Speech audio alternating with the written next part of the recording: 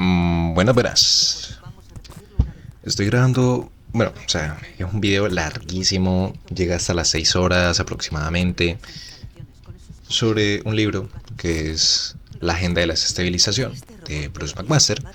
Pero pues mientras se hace todo ese proceso de procesamiento, valga la redundancia, para su publicación, pues se puede ir haciendo un resumen. Nunca falta el día que de casualidad alguien dice, uy, quiero un resumen de este libro, y lo busca en YouTube, y no aparece. Yo no sé, yo no lo he buscado, yo no he buscado eso. Y además tengo un video de Fallout 3 de fondo, pues porque sí. Entonces dije, bueno, pues vamos a hacer resumen. Y así sin más, o sea, empecemos el audiolibro. No sé por qué me dio como ese, ¿sabes? Por joder, por el chiste. Son las 2:40 de la madrugada y no he dormido un culo. Y además tuve que ir a una universidad por una entrevista, en fin. Entonces, a ver, o sea, el libro. El libro, como dije, se llama La Agenda de la Desestabilización y es Bruce McMaster. Para empezar el video, el resumen, hay que saber un poquito quién es Bruce McMaster, creería yo, me parece algo interesante. Y es que, a ver, o sea, hay que entenderlo quién lo escribe.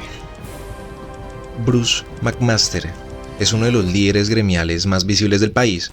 Ha estado presente y ha sido presidente de la Asociación Nacional de Empresarios de Colombia, la ANDI. Tiene experiencia en banca de inversión, administración pública y organizaciones sociales. Fue viceministro de Hacienda, estuvo encargado del ministerio en algunas ocasiones y lideró la creación del Departamento para la Prosperidad Social, según la reseña biográfica que da la propia editorial, que es Planeta, se llama Planeta, y yo tengo el libro aquí en mis manos que es Planeta. O sea, verdaderamente que el autor no oculta su preocupación. Desde el párrafo 1 ya está diciendo que Colombia vive un momento en el que muchos sienten que están pasando cosas que antes no ocurrían o antes no se toleraban. Ataques desde el Ejecutivo a otras ramas del poder, intentos de censura, hostigamientos a sectores de la sociedad civil, deterioro de la seguridad, uso de mecanismos excepcionales, tensión internacional y tolerancia frente a problemas internos de corrupción. Y o sea, esta lista aparece en el prólogo y ya es parte del clima de alarma que estructura el libro. Toda la tesis de fondo es esta. Una democracia no se destruye necesariamente de un día para otro. Puede erosionarse lentamente por acumulación, por desgaste, por normalización del abuso, por indiferencia ciudadana o por manipulación del lenguaje político. Eso sí, se puede suceder, se erosiona. Entonces, bueno, o sea, sí. Hablando ya en materia, pues Colombia, todo esto es en base al libro, hago aclaración, o sea, no estoy tomando partido político en este diálogo, aunque obviamente el resumen pues sí va a estar muy condicionado porque es lo propio mismo que habla Bruce McMaster. O sea, ya voy a empezar a entrar en materia y se verá que es definitivamente muy posicionada su opinión. Es que Colombia llega a una nueva etapa política con una sensación difícil de ignorar y es la incertidumbre, el cansancio, la polarización y la desconfianza. No es solamente una discusión entre izquierda y derecha, es una discusión sobre el Estado, sobre las instituciones, sobre la democracia, sobre la economía y sobre la forma en que un país decide resolver sus conflictos. Entonces llega este libro, otra vez el nombre, La Agenda de Desestabilización, Colombia en la Mira, Bruce McMaster. Lo digo para que luego no se me olvide. El libro no se presenta como una crónica neutral, en el sentido de que pues también toma mucho el proceso de recopilar noticias desde el 2022 hasta el 2025, ya que el libro toma unos años en escribirse según explica el propio autor, y tampoco es un texto así académico frío, no se está basando en la vista parcial de las cosas, es un ensayo político. Un ensayo político escrito desde una postura críticamente critiquísima frente al gobierno actual de Gustavo Petro y frente a lo que el autor considera un deterioro progresivo en los pilares democráticos de Colombia. O sea, el autor se para muchísimo en decir sobre la democracia, la importancia de la democracia, nosotros los defensores de la democracia, aquellos que buscamos el prevalecimiento de la democracia, son posturas muy frecuentes que se ven en el autor. Y es que claro, o sea, la pregunta que atraviesa todo el libro es directa como un hijo de puta. Lo que hay, y siempre es así, o sea, verdaderamente al final de cada parte, de cada capítulo, de cada sección se hace preguntas. Pero la que verdaderamente está atravesando constantemente el libro es: lo que ha vivido Colombia durante estos años es simplemente el resultado de un gobierno desordenado, improvisado o inexperto, o estamos ante algo más profundo. una estrategia de desestabilización que busca debilitar las instituciones para abrir paso a un proyecto de poder de largo plazo. Todo esto que está sucediendo es por ineptitud o es intencional. Esa es la hipótesis principal de McMaster, que hay muchos hechos que parecen aislados y entonces empieza a recapitular que si las Fuerzas Armadas, que si las redes sociales, que si las reformas, que si discursos agresivos, etc. Todos estos hechos que parecen aislados, deterioro fiscal, incertidumbre económica, debilitamiento de la seguridad, ataques a la prensa, a conflictos con otros poderes del Estado, uso político de las redes sociales, etc., se tienen que leer como parte de un mismo acto narrativo. El autor, el autor, acepta que podría haber discusión, sobre todo si responde a un plan perfectamente diseñado o es el resultado acumulado de malas decisiones. Pero para él, la conclusión práctica es la misma. Colombia termina más frágil, más dividida y más expuesta. Entonces hay que ver la estructura del libro. Primero está la primera parte, se llama la estrategia de desestabilización. Entonces McMaster empieza a analizar el gobierno de Gustavo Petro, sus discursos, sus decisiones y sus consecuencias. Los capítulos de esta parte son, y aquí estoy viendo el cosito del libro, la agenda de la desestabilización, llegar al gobierno para hacer oposición, el poder para qué, un país en cuidados intensivos pero vivos y hacia dónde va Colombia. La segunda parte se titula Las avenidas en contra de la democracia. Allí el análisis se amplía mucho. Ya no se trata solo de caso colombiano, sino que empieza a analizar los factores globales que facilitan y facilitaron al deterioro democrático. En esa parte aparecen temas como el populismo, el odio, las redes sociales, la inteligencia artificial, dominio de narrativas, campañas políticas, poder, crisis de la democracia. Luego vienen las conclusiones, bajo una idea muy clara. Nuestro objetivo es restabilizar Colombia. Y el epílogo se titula Volver a creer, y creo que son muy explícitos el contenido de esos capítulos. Y esa estructura ya empieza a decir mucho. Se puede condensar, se puede, por así decirlo, sintetizar a decir que primero diagnostica una crisis, explica las condiciones que la hicieron y todavía la hacen posible, y propone una salida, una reconstrucción de la estabilidad, un consenso y una forma de volver a ganar la confianza. Entonces, ¿cuál es el plan que tiene para Colombia? ¿Cuál es el nuestro? Eso es el prólogo. Funciona como una declaración de intención. Ya aquí empezamos como a ver más parte por parte del libro. Y es que McMaster arranca con una preocupación evidente. Colombia ha cambiado mucho desde la Constitución de 1991 y esos cambios han sido posibles porque con todas las dificultades, el país ha mantenido una cierta lógica de consenso, reglas institucionales y respeto por el marco constitucional. Hago un hincapié que se toma en mención que la Constitución de 1991 fue en parte definida y establecida con la intervención del grupo M19. Pero el autor cree, y más que creer afirma y demuestra y enseña que esa lógica está amenazada. Porque para él el problema no es que Colombia cambie. De hecho reconoce que el país tiene deudas sociales enormes y que necesita transformaciones. Y reconoce que el país también lleva muchos años cambiando. Ya que en un dato suelta que ya se han tenido que hacer 50 reformas, 50 modificaciones a la Constitución. Y el problema, según su argumento, es que los cambios se intentan imponer mediante confrontación permanente, ruptura institucional, debilitamiento de contrapesos o manipulación narrativa. Entonces este prólogo plantea una tensión central. El gobierno fue elegido legítimamente, sí, pero eso no le da el derecho a rediseñar el país por fuera de los mecanismos institucionales. En democracia ganar una elección no equivale a tener autorización para debilitar la Constitución, atacar a la prensa, deslegitimizar a los jueces, hostigar a la empresa privada o convertir toda la crítica en conspiración. Para Alister, la democracia debería defenderse incluso cuando quien la amenaza llega al poder por vías democráticas. Esa es una idea clave del libro. El peligro moderno no siempre viene de golpes militares o dictaduras evidentes, y menos actualmente, ya que puede venir de gobiernos elegidos que paso a paso degradan las reglas que los llevaron al poder. El prólogo también introduce el método del libro, ya que verdaderamente se desplaya muchísimo empezando a hablar de su metodología, etcétera, de su proceso y demás, y es porque McMaster quiere mirar hechos de los últimos años, no como eventos aislados, sino como piezas de una secuencia. Entonces empieza, por ejemplo, a analizarse a sí mismo, sus historias, sus experiencias, las noticias, discursos, decisiones, reformas, crisis sectoriales, conflictos internacionales. Empieza a hacerse una cronología, una crónica sobre todos estos ataques a instituciones, sobre el tema de las redes sociales y cómo estas también formarían parte de un patrón que él llama agenda de desestabilización. El prólogo concluye con una advertencia muy clara, y es que Colombia necesita prepararse para 2026 no solo como una contienda electoral, sino como una decisión sobre el tipo de democracia que quiere conservar o reconstruir.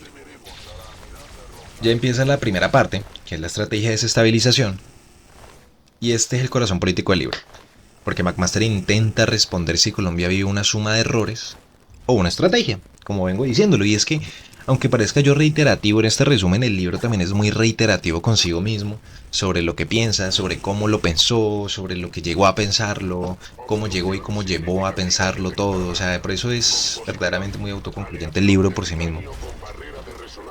Entre esas acciones menciona ataques a opositores, gremios y sectores económicos, procesos de legitimación,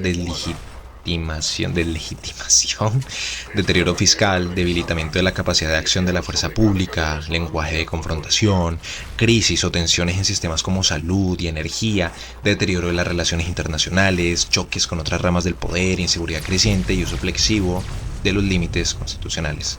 Uso flexible de los límites constitucionales. La conclusión de este capítulo, según la tesis del libro, es que Colombia no estaría enfrentando simples errores administrativos, estaría ante una dinámica de debilitamiento institucional. Y aunque el autor admite que puede discutirse si todo es premeditado, insiste en que el resultado es alarmante: una sociedad más polarizada, una economía más incierta y unas instituciones sometidas a estrés permanente. En términos de guión, del libro, de la estructura, en términos del diálogo que nos quiere dar, es que McMaster está aquí diciéndonos al oído: el gobierno gobierna mal. Dice que el mal gobierno, combinado con discursos polarizantes y presión sobre instituciones, así en el odio bien erótico, puede convertirse en una forma de poder. Y es que el caos aquí no sería un accidente, o sea, verdaderamente el caos se vuelve algo funcional. Entonces, el libro sostiene que el gobierno Petro, aunque llegó al poder, habría seguido actuando como si estuviera en oposición, y eso lo menciona varias veces. ¿Qué significa esto? Que en vez de asumir plenamente la responsabilidad de gobernar, continuaría construyendo enemigos, continuaría oponiéndose a las élites, a los empresarios, a los medios, a las cortes, al Congreso, a los organismos de control, a la oposición, incluso a sectores de la ciudadanía. La idea es que gobernar desde la oposición le permite conservar una narrativa útil. Si algo sale mal, la culpa nunca es del gobierno, sino de quienes supuestamente bloquearon ese algo que el gobierno no pudo hacer. El libro sugiere que esa estrategia sirve para mantener movilizada la base política. Justifican la continuidad de sus proyectos e incluso ya empiezan a preparar argumentos para sus próximas elecciones al decir que no les dejaron gobernar y que necesitan más tiempo. Vuelvo a hacer hincapié, aunque estoy leyendo muy motivado esto, aunque estoy hablando, aunque estoy, por así decirlo, argumentándolo, tengo una posición neutral frente a esto. O sea, no estoy diciendo si estoy a favor o en contra, si soy de izquierda o derecha, vale huevo. Simplemente es que motiva a hablar de este tipo de cosas.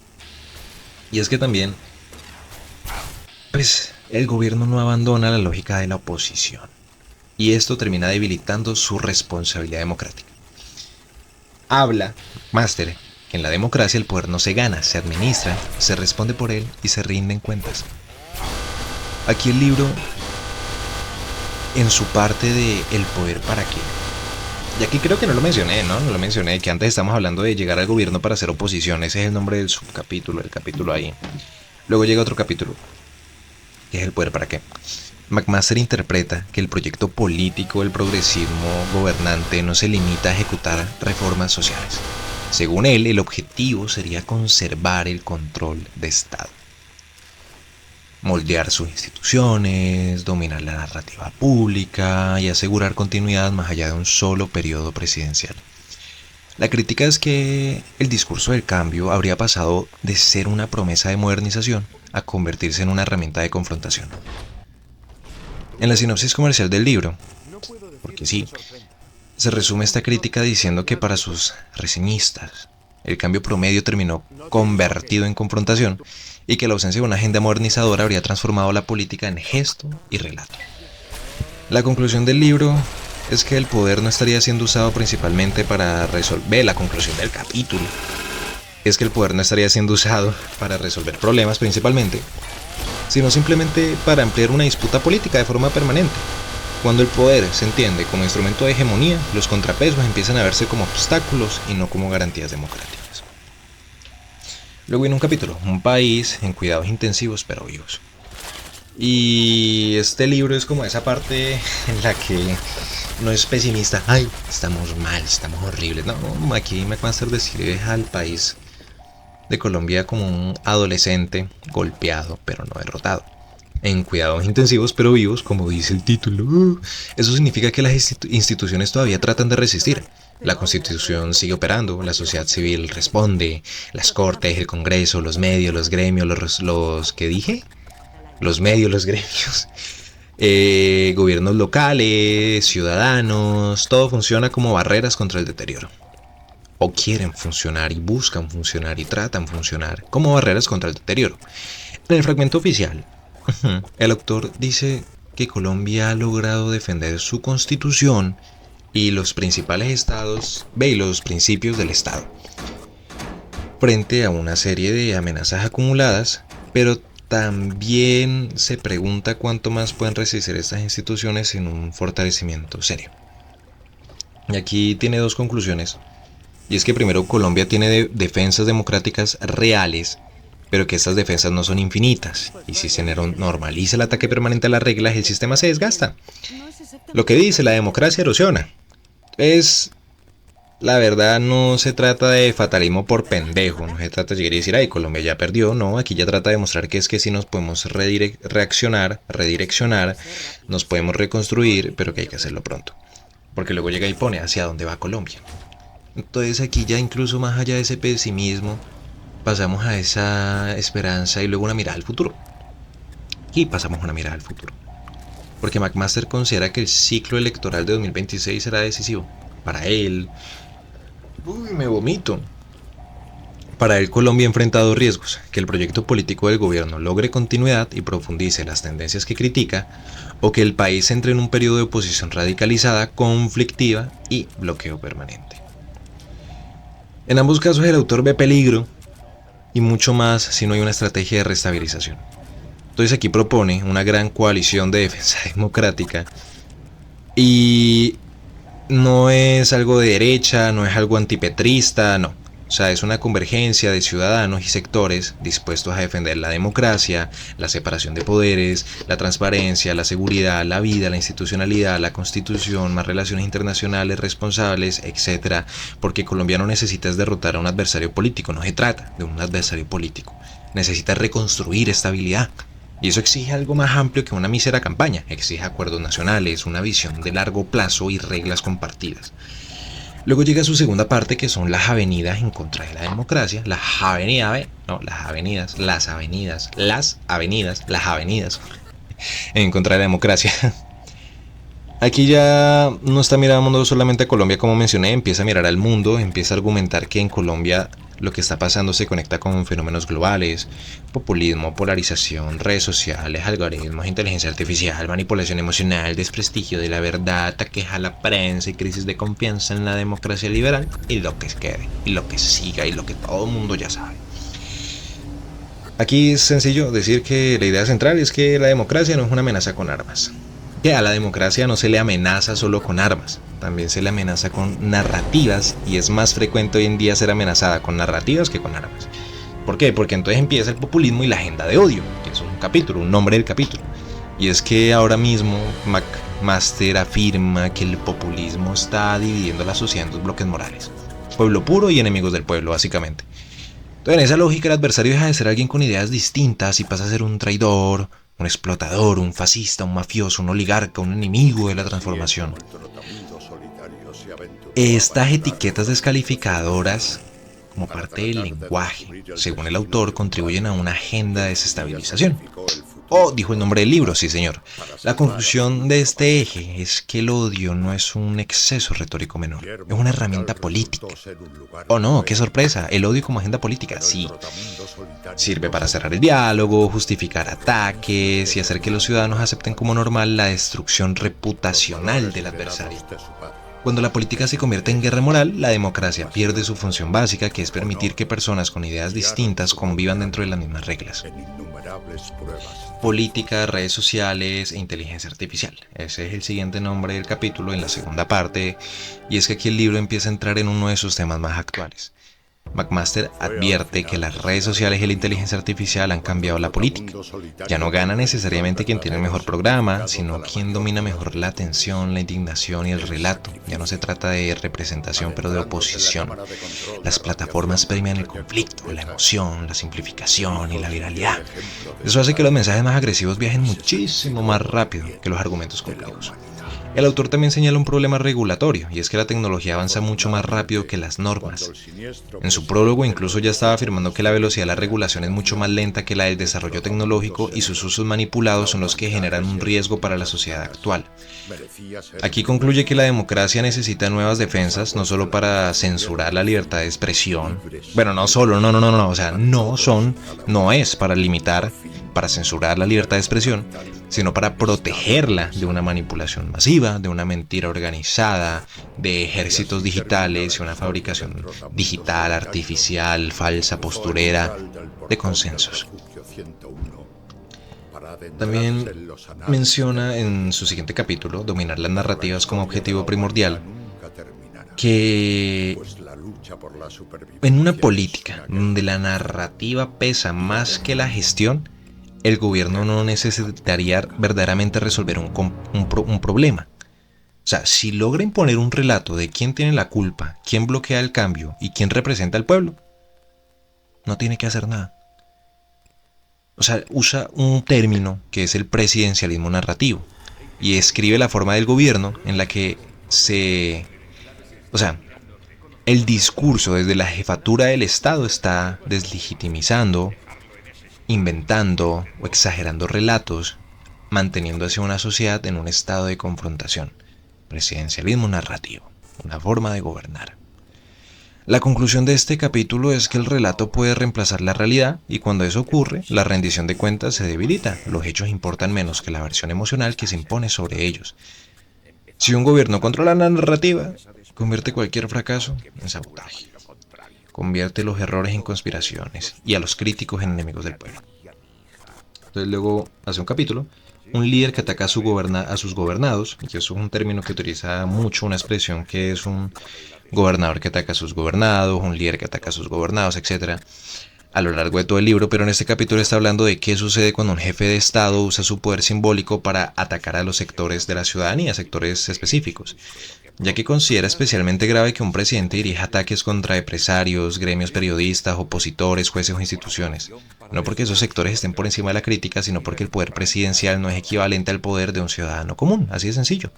Cuando habla un presidente no habla solo una persona, habla una institución, habla una nación, y si esa institución señala, estigmatiza o deslegitima, se empieza a producir miedo, autocensura, hostilidad social o presión política. La conclusión es que el liderazgo democrático exige contención. Un presidente puede debatir, criticar y defender sus ideas, pero no debería convertir a sus gobernados en blancos políticos permanentes. Porque todos son gobernados. Luego hay un capítulo muy a la vanguardia en estos temas, que es la inteligencia artificial y las campañas políticas. Y aquí hace mucho más hincapié en sus preocupaciones por la tecnología, y esta vez aplicado a las elecciones, ya que claro, todo el mundo sabe que la IA permite producir videos, audios, perfiles falsos, propaganda segmentada, campañas de desinformación, bots, etc. Y en una sociedad despolarizada, una sociedad polarizada, esas herramientas multiplican la mentira de una forma y hacen que cada ciudadano viva dentro de una realidad política distinta. Entonces aquí su preocupación no es futurista, no, es inmediata. Porque las elecciones pueden y sabe que se van a ver afectadas por las tecnologías que las instituciones no saben regular bien todavía. Entonces la disputa no será solamente por votos, sino por una propia percepción de la realidad, y ahora sí es más, mejor dicho, que en cualquier momento de la historia. Entonces luego empieza, este capítulo es muy chistoso porque el título es La lucha por el poder de Sumeria y Babilonia a las redes sociales. Entonces aquí empieza a hacer un análisis de una perspectiva histórica, y es que la lucha del poder nunca ha sido nueva. Todos los estados han pasado por eso alguna vez en su vida. Pero lo que sí es nuevo son las herramientas. Las civilizaciones, a las civilizaciones antiguas, así como las democracias modernas, siempre han tenido eso de que el poder busca legitimarse, expandirse y defenderse. ¿Sí lo dije bien? Antes se hacía mediante mitos, monumentos, ejércitos, religión, propaganda estatal, Estados Unidos, pero hoy también se hace con algoritmos, tendencias, encuestas, medios, influenciadores pagados incluidos en la nómina del gobierno, bots y campañas digitales. La conclusión es que la tecnología cambia, pero el poder sigue siendo permanente. Y la democracia necesita límites, controles y ciudadanía activa. No es suficiente confiar en la voluntad de los líderes y su buena fe. Luego empieza con un capítulo que es ¿Está la democracia en jaque? Y aquí el libro ya empieza también a tener incluso una preocupación global, porque la democracia liberal se encuentra bajo presión en muchísimas partes del mundo. Y no solamente por dictaduras abiertas, pero por líderes electos atacando jueces, prensas, a su oposición, a los organismos electorales, a las universidades, a las empresas, a la sociedad civil y a las reglas constitucionales. Y se sitúa Colombia dentro de esta tendencia. El país no está viviendo un fenómeno aislado, es una versión local de un deterioro más amplio de las democracias occidentales. La sinopsis enfatiza mucho una relación entre corrosión institucional, polarización, retórica y debilitamiento democrático. La conclusión es que la democracia está en jaque. Y cuando los ciudadanos dejan de distinguir entre crítica legítima y destrucción institucional, la democracia empieza a estar en riesgo de aceptar que todo obstáculo al líder debe ser eliminado. Verdaderamente una democracia sana puede y debe reformarse. Pero pues si ya no podemos ser críticos para saber qué putas está pasando, qué pena la palabra, sigue con el siguiente capítulo, porque redundantemente sigue y siguió con lo que sigue, que es los pendientes de la democracia. Empieza a decir que, bueno, listo. O sea, llega el man y reconoce, listo, la democracia colombiana no es perfecta, hágale, lo entiendo. Incluso reconoce que hay unas deudas, como lo mencioné antes, desigualdad, inseguridad, corrupción, falta de oportunidades, baja confianza institucional, problema de representación y frustración ciudadana, etc. Pero el punto es que esas deudas no justifican destruir al sistema democrático, solamente deberían de justificar mejorarlo. La conclusión aquí es que la democracia tiene que limitarse a decir cuidemos las instituciones, no, también debe responder a los problemas que hicieron que tanta gente perdiera confianza en ellas. Entonces, ya aquí llega la conclusión, y sé que estoy diciendo mucho la conclusión, pero pues así es el libro, ¿qué putas hago yo? Es que el objetivo es restabilizar Colombia, como lo mencioné aquí. Y ese es el punto, porque así como está la agenda de desestabilización, debería de existir una agenda de restabilización.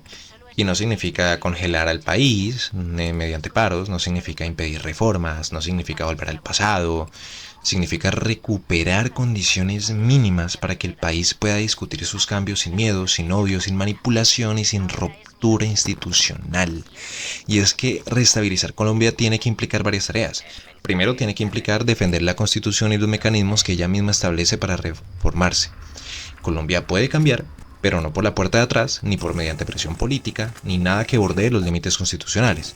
También necesita reconstruir la confianza en las instituciones, incluyendo las cortes, los congresos, los organismos de control, las autoridades electorales, gobiernos locales, fuerzas públicas, prensa y sociedad civil.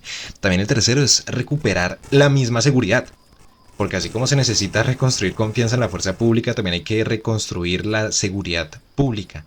Porque sin seguridad territorial no hay una libertad real, no hay inversión, no hay ciudadanía plena, no hay democracia funcional ni intencional. también habla de estabilizar la economía. Porque verdaderamente el libro insiste muchísimo que la incertidumbre física, energética, regulatoria y empresarial actual que está en el país tiene consecuencias sociales. Y no es una preocupación exclusiva de los empresarios, sino que esto afecta al empleo, a la inversión, al crecimiento, y crecimiento tanto individual, social, nacional, a los ingresos públicos, a la posibilidad de financiar políticas sociales, que es lo que se supone que está haciendo este gobierno. Pero más allá de eso, porque ya chistosamente la quinta es precisamente eso, es superar el odio. No se trata de atacar, no se trata de una conversación pública sobre eliminar la moral del adversario, no. No, o sea, es volver a una conversación pública bonita. También es necesario construir una coalición amplia. Él verdaderamente afirma muchísimo eso, ya lo mencioné, y es que no se trata de una coalición electoral, sino algo ciudadano, algo hecho por el mismo pueblo, que no sea ni de izquierda ni de derecha, sino de demócratas, gente dispuesta a defender la democracia, a la separación del poder, a la transparencia, a la vida, a la seguridad y las relaciones internacionales sensatas. También menciona que hay que mirar más allá del 2026. El problema colombiano no se va a solucionar solamente ganando una elección. Se necesita una visión de largo plazo, una agenda de modernización, un acuerdo nacional sobre el rumbo del país. Entonces, el epílogo se llama Volver a creer y cierra el libro con una idea de esperanza. Y es que después de este duro diagnóstico, McMaster no propone resignarse, o sea, literalmente lo acabo de mencionar, está hablando desde recuperar la confianza. Y es una confianza basada en reglas, en instituciones, en vigilancia ciudadana y en acuerdos.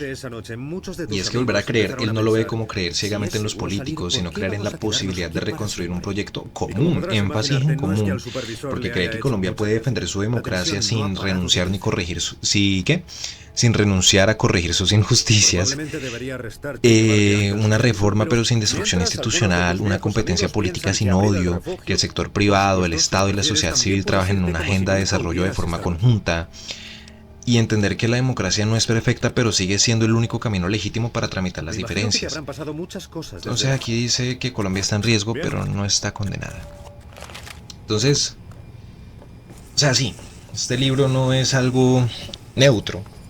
Es crítico, es fuerte, está escrito desde una perspectiva empresarial. Recordemos que pues fue director de todo lo que vendría siendo... Puta, me puse a leer otra vez la contraportada para acordarme bien lo que él es. Pero bueno, sí es presidente de la Asociación de Empresarios, algo así.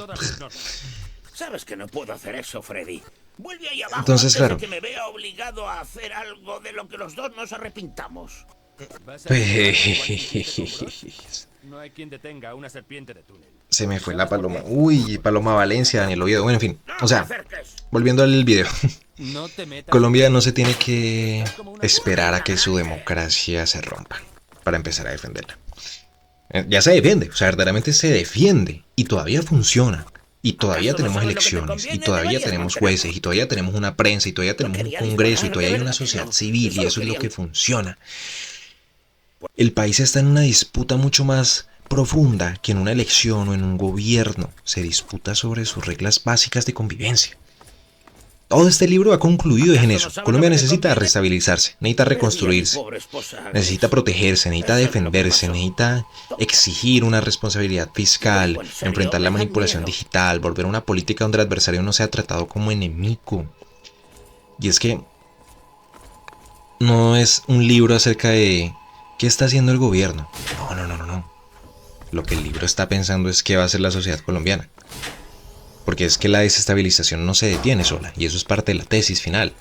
Se detiene con instituciones fuertes, con una ciudadanía activa, y se hace mucho énfasis en eso, una ciudadanía activa, participativa, un liderazgo responsable, una defensa democrática, y que esto no dependa de un partido, pero una convicción común. Has vuelto de nuevo por aquí. Porque Colombia todavía está viva. Necesita decidir si quiere seguir resistiendo el deterioro o empezar de una vez a reconstruir su estabilidad. Entonces, básicamente eso es todo el bollicio que sucede en este libro. Me tomó 34 minutos esta mierda. Yo no pensé que me iba a tomar 34 minutos. ¿En qué momento? Bueno, ¿Que no puedes cuestiones. dejarnos Uy, en paz? pucha, 34 minutos, qué Esos gonorrea. monstruos eran Pero en fin, horribles. ya como Pero para mira, ir concluyendo el video. esos chicos están poniendo en peligro Como a digo, todos me los que vivimos.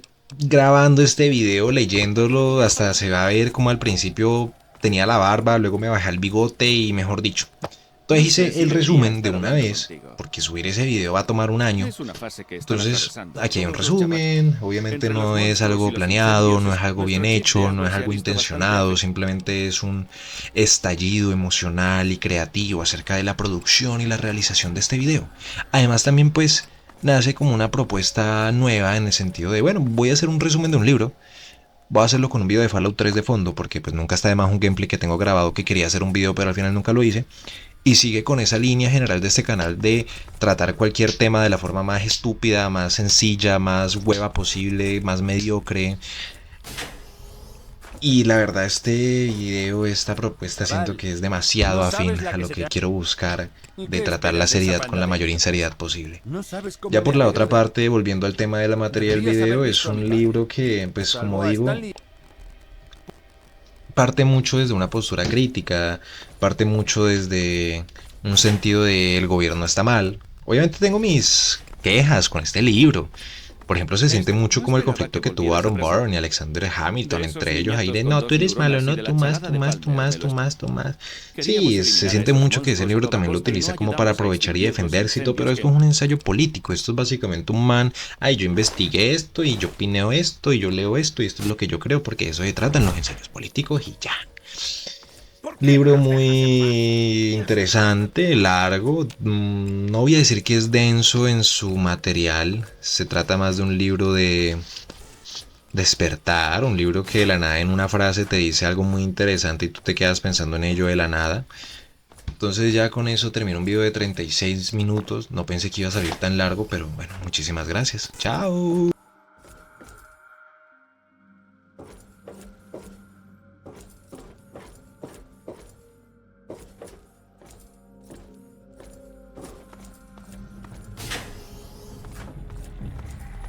No deberías haberte ido.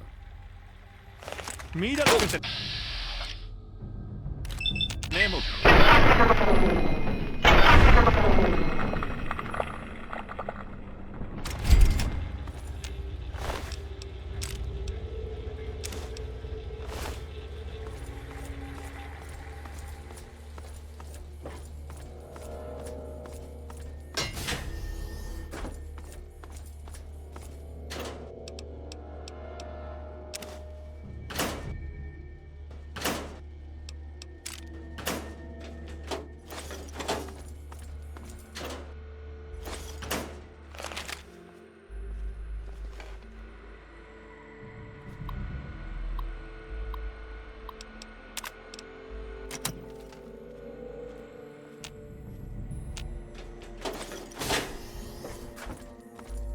¿Cuánto tiempo, muchacho?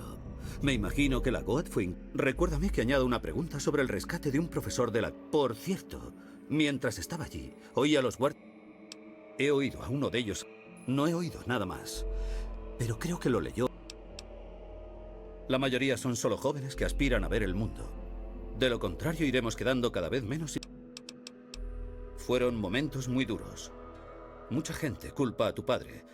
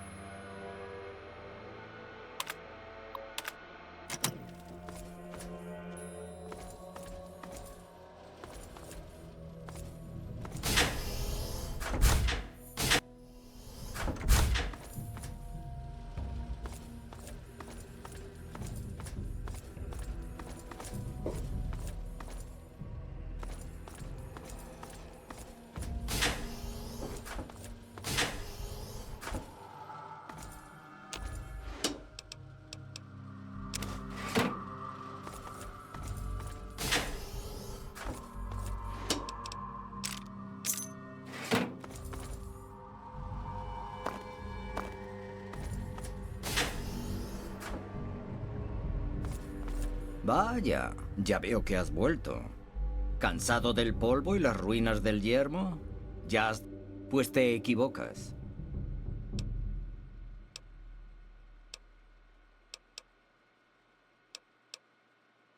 Supongo que te refieres a todos esos acontecimientos de... Jonas y tu padre estaban poniendo en peligro el desarrollo de este refugio y la seguridad de sus residentes. Hice lo que tenía que hacer para impedir que destruyeran todo lo que habíamos conseguido. Ojalá hubiera podido evitar... Hablas como alguien que nunca ha tenido que tomar decisiones difíciles. Jonas iba a huir con tu padre y esto animaría a otros a irse también. Nuestro hogar, el último bastión.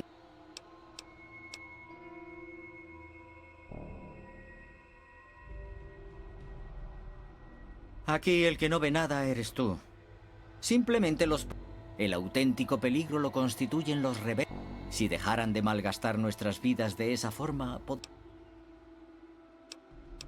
Para arreglar lo que provocó...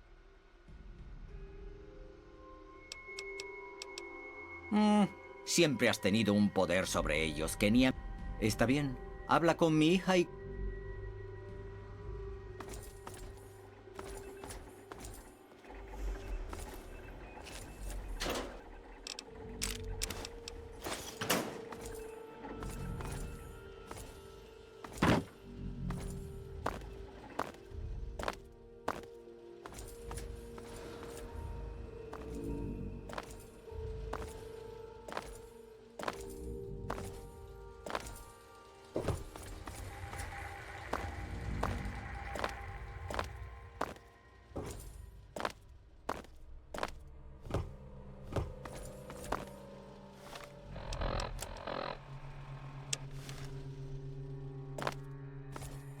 Este ya no es tu sitio.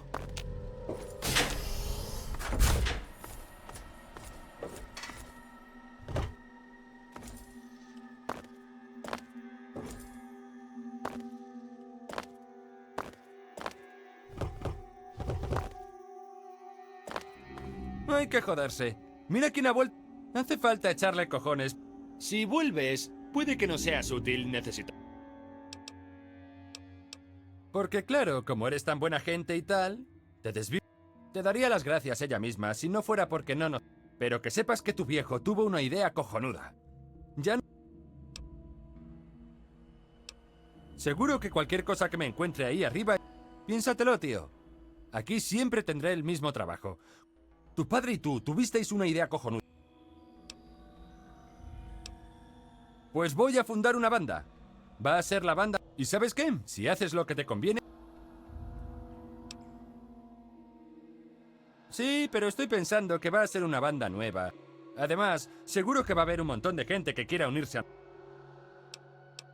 ¿Y sabes?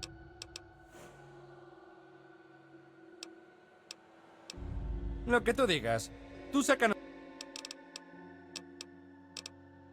Oí a Stanley quejándose todo el... No es que sea muy grave, al menos todavía, pero sí... Por supuesto, si eso ocurrió... La Goat de los cojones decía que iba para peluquero, ¿te lo puedes creer? Soy barbero, ¿entiendes? Vale, no te muevas. Pues porque siempre has sido el típico modosito empolloncete. Si necesito ayuda, seguro que te desvives. Además, vas a ayudar a Mata, ¿no?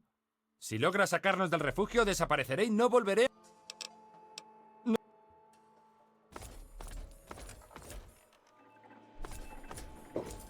Dios mío, has vuelto.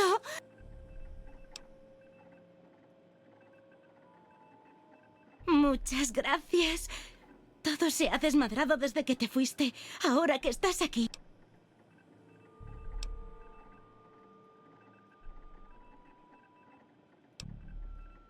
Lo de Caos. Esa noche murió gente. Y todo porque... Y lo peor de todo. Luego nos enteramos... He oído que hace mucho tiempo enviamos a un par de exploradores ahí fuera. El refugio estuvo abierto un tiempo, pero por alguna razón. Pero luego Jonas murió. Y aún hoy siguen manteniéndonos aquí encerrados. Todo... No es tan fácil. Kvatch es nuestro hogar y queremos quedarnos aquí. Estamos incomunicados y ni siquiera podemos salir. Pero el refugio solía estar abierto y aún seguimos aquí, ¿o no? Lo único que les pasa es que tienen miedo de que la caguemos. Sinceramente.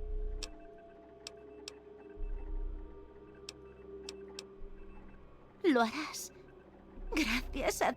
Pero tú has estado ahí fuera. Pero por favor, procura... Pero sigues siendo mi padre. Puede que tal vez tenga sus motivos. Espero que consigas camelarte a mi padre. ¿Qué quiere?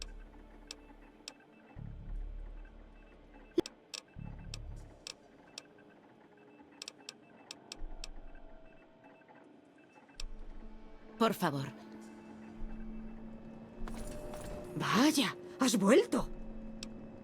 No creo que seamos rebeldes. No estamos de acuerdo. Mamá y la pequeña Mónica quedaron atrapadas por el fuego. Sé que no fue culpa tuya, pero mi padre no puede ni verte. ¿Cuál es la gran idea? Vaya, pero sí.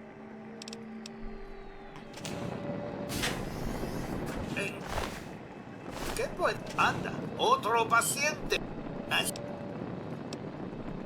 Ah, sí. Un incidente bastante. Obviamente no tuve más. Naturalmente. Tras la salida. De forma que me eligió. Ah, problemas humanos para correr. En realidad, me han destinado a labores de limpieza.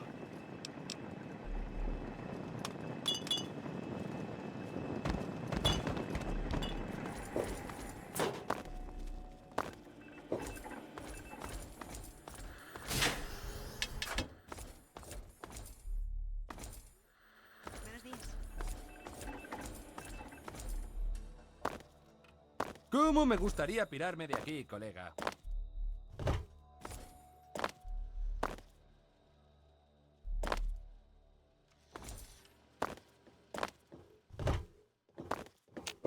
No esperaba que volvieras a presentar.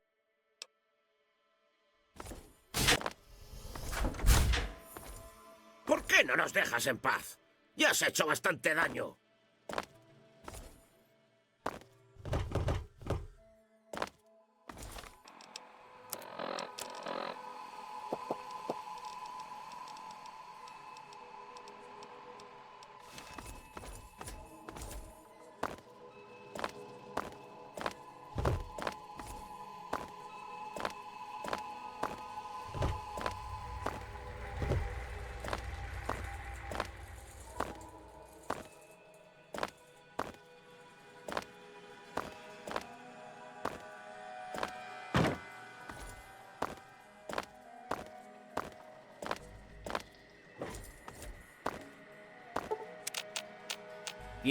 ¿Qué quieres?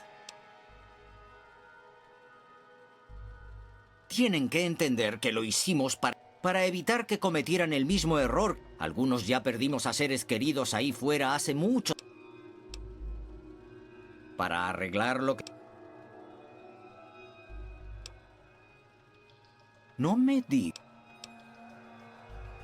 Aunque en estos 200 años desde la guerra nuestra... Dios mío, tienes razón. Tanto si conseguimos... Somos el último bastión de...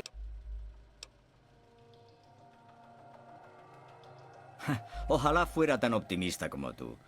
Mis reglas no salvarán la misión de nuestro refugio, pero si dejo que...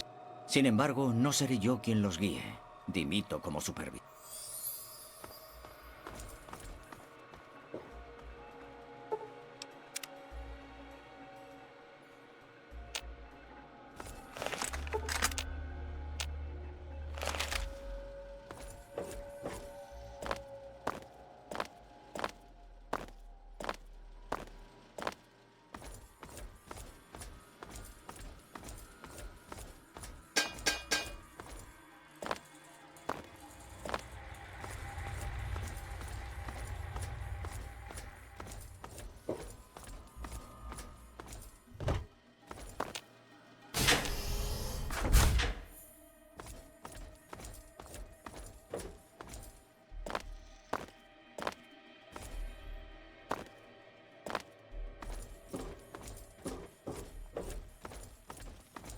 ¿Por qué no ¿Qué hay?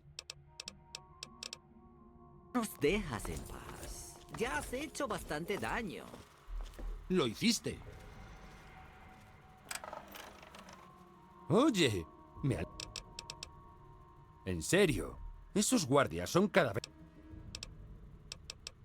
El supervisor cree que su trabajo implica actuar como si fuera nuestro dueño. Paul acabó con picaduras de mutaracha muy graves y pensó que lo superaría. ¡Estás vivo! Odio que todo esto nos haya enfrentado a nuestras familias. Muchos de los guardias de seguridad... Vaya, has vuelto.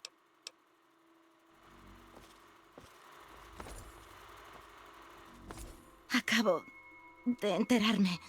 Mi padre...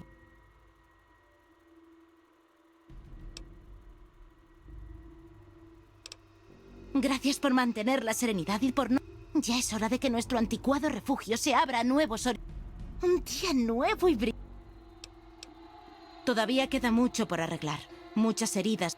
Entonces, debo pedirte que te vayas. Por favor. No, no es eso. Pero si te quedas, tardaremos algún tiempo en estar listos para salir. De momento, esto es una despedida. Lleva esto con...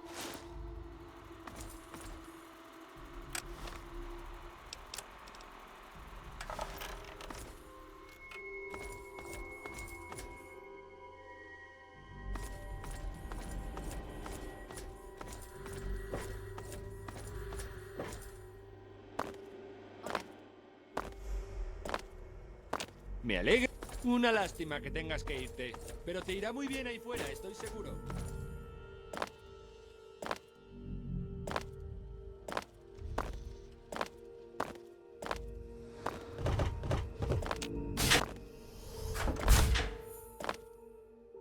De buena nos hemos librado. Sal.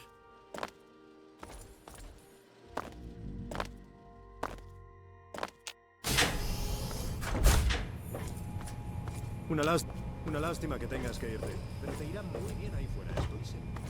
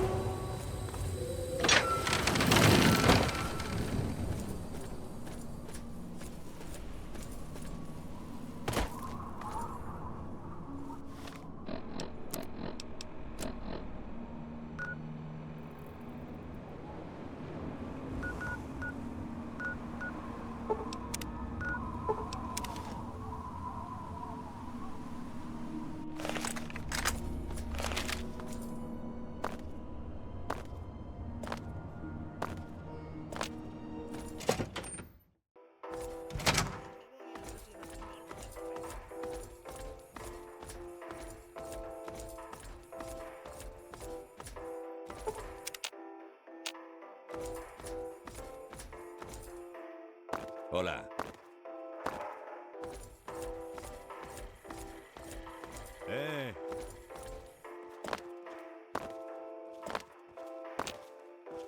Debo admitirlo. Lo hiciste. No sé cómo lo hiciste.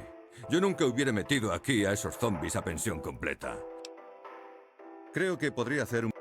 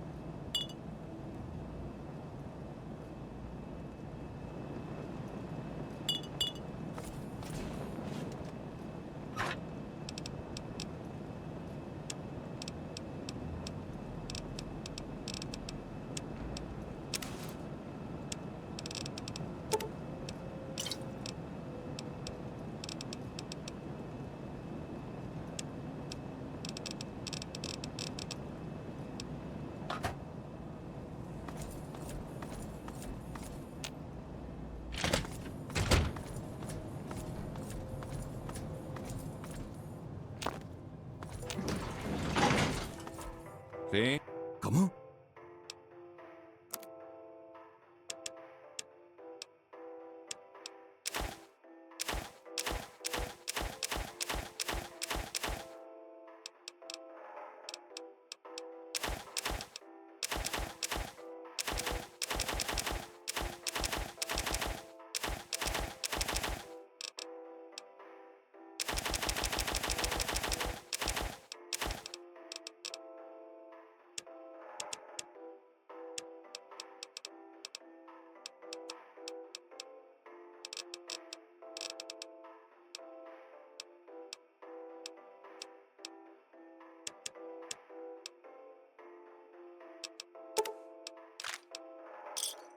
Otro cliente satisfecho.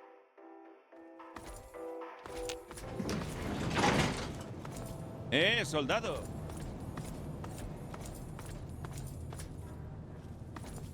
Deberías estar orgulloso de tu logro.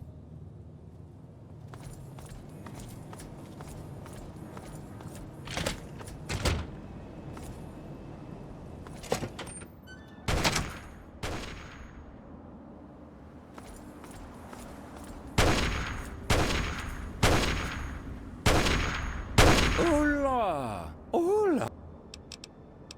A lo que me da la gana, querido. A lo... Habrá quien diga